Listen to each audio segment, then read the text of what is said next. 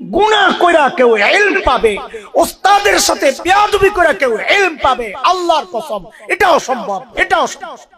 এইরকম মানসিকতা যে অভিভাবকের থাকবে, আমি হাসান জামিল কসম করে বলে গেলাম, আপনি লিখে রাখেন, এই মানসিকতা যে অভিভাবকের থাকবে যে সামান্য শাসনের কারণে আইসা ওস্তাদকে শাসাবে, আল্লাহর কসম খায়া বলি, আল্লাহর কসম খায়া বলি, আল্লাহর কসম খায়া বলি, ওই বাচ্চা জিন্দেগিতে মানুষ হবে না।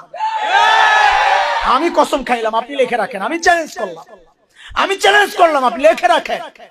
শাকাউতু ইলা ওয়াকি'in সুআ হিফজি ফাআওসানি ইলা তারকিল মাসি ফাইন্নাল ইলমা নূরুম মিন ইলাহি ওয়া নূরুল্লাহি লা ইউতা লিআসি। আমি আমার উস্তাদ ওয়াকি'ের কাছে বললাম, হুজুর পড়া মনে থাকে না, তো আমার উস্তাদ ওয়াকি কি বললেন, ফাআওসানি, আমাকে ওসিয়ত করলেন, গুরুত্ব দিয়ে নসিহত করলেন, ইলা তারকিল মাআসি, আমি যেন গুনাহ ছেড়ে দিই।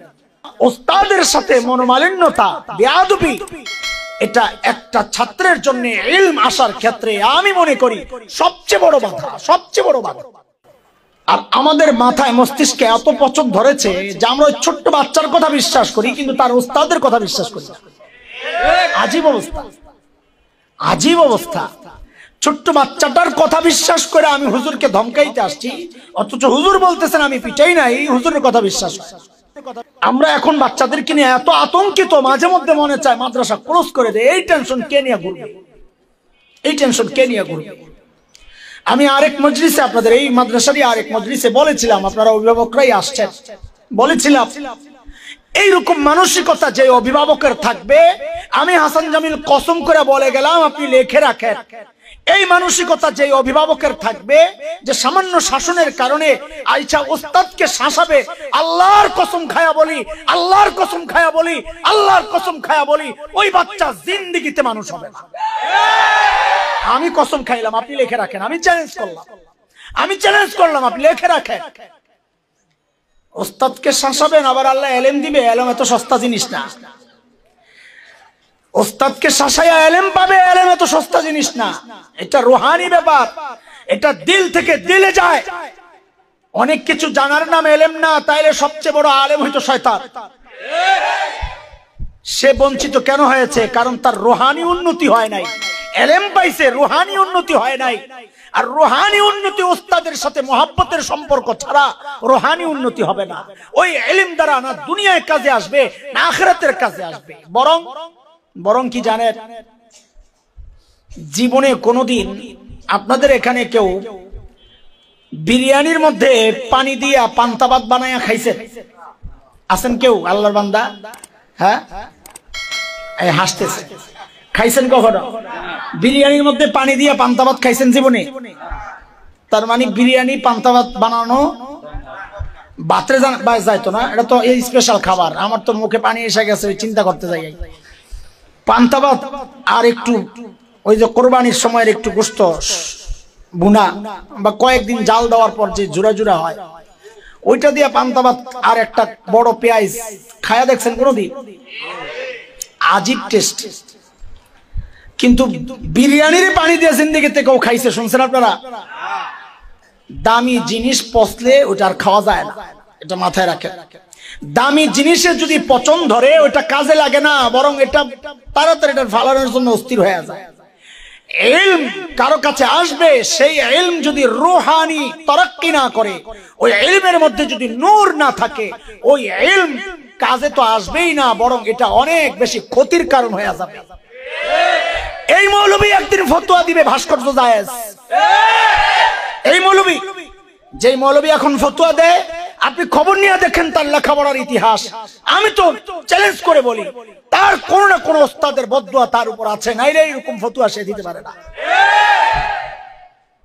ইলম এত সস্তা জিনিস না, এটা নূরুম মিন ইলাহি, এটা আল্লাহ তাআলার পক্ষ থেকে আসা স্পেশাল নূর। গুনাহ কইরা কেউ ইলম পাবে, ওস্তাদের সাথে বেয়াদবি কইরা কেউ ইলম পাবে, আল্লাহর কসম এটাও সম্ভব, এটাও সম্ভব।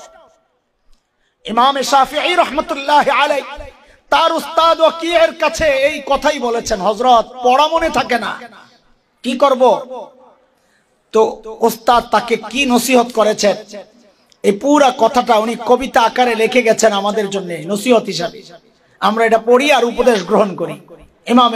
ইমাম শাফিঈ বলেন, শাকাউতু ইলা ওয়াকিইন সুআ হিফজি ফাআওসানি ইলা তারকিল মাসি ফাইন্নাল ইলমা নূরুম মিন ইলাহি ওয়া নূরুল্লাহি লা ইউতা লিআসি। আমি আমার উস্তাদ ওয়াকিয়ের কাছে বললাম, হুজুর পড়া মনে থাকে না। তো আমার উস্তাদ ওয়াকি কি বললেন, ফাআওসানি, আমাকে ওসিয়ত করলেন, গুরুত্ব দিয়ে নসিহত করলেন, ইলা তারকিল মাআসি, আমি যেন গুনাহ ছেড়ে দিই। কেন? ফাইন্নাল ইলমা নূরুম মিন ইলাহি, ইলম এটা আল্লাহর কাছ থেকে আসা নূর, এটা আল্লাহর জাতের অংশ, আল্লাহর সত্তার অংশ এটা। ওয়া নূরুল্লাহি লা ইউতা লিআসি, কোন গুনাহগারকে আল্লাহ তার এই নূর দেবেন না, দেবেন না। ওস্তাদের সাথে মনোমালিন্যতা, বেয়াদবি, এটা একটা ছাত্রের জন্য ইলম আসার ক্ষেত্রে আমি মনে করি সবচেয়ে বড় বাধা, সবচেয়ে বড় বাধা। ভাই আমি আগেও আমার মজলিসে বলেছি, এই মাদ্রাসার মজলিসে, যে আমাকে যারা দেখতেছেন, আমি সবসময় বলি, এটা সবসময় বলি, আমি লেখাপড়ায় ভালোই ছিলাম, ভালোই বলতে সবসময় ক্লাসে ফার্স্টই হয়েছি। এটা তো আসমানের উপরের কোনো কথা না, জমিনের নিচেও কথা না।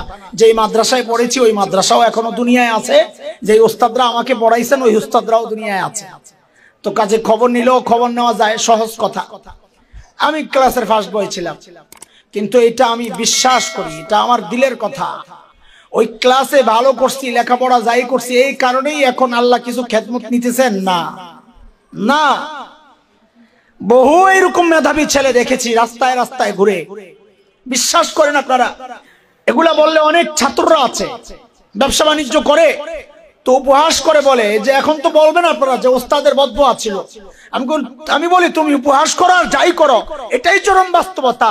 দ্বীনি খিদমত থেকে তুমি দূরে, ব্যবসা করো খারাপ না, করো, কিন্তু কোনোভাবে দ্বীনি খিদমত থেকে তুমি দূরে, কোনোভাবে দ্বীনি খিদমতের সাথে সংযুক্ত সম্পৃক্ত নাই, তা আসলে খোঁজ নেওয়া দরকার যে কোনো ওস্তাদের বদদোয়া আছে কিনা তোমার উপর। কেন তুমি দিন থেকে দূরে সরে গেলা?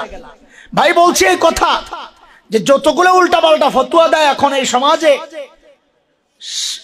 সাধারণ আলেমদের বিরুদ্ধে যায় ফতোয়া দেয়, মাল খাওয়ার জন্য মাল, লবণ নুন খায়, নুন অসভ্যগুলো হারাম খায়া এই যে ফতোয়াগুলা দিচ্ছে, আমি কসম করি, বারবার কসম করি, কেন আমার দিলের এটা দৃঢ় বিশ্বাস যে এই মানুষগুলোর শৈশব, কৈশোর, যৌবন খবর নিয়ে দেখেন, ওস্তাদের সাথে তার সম্পর্ক ভালো ছিল না।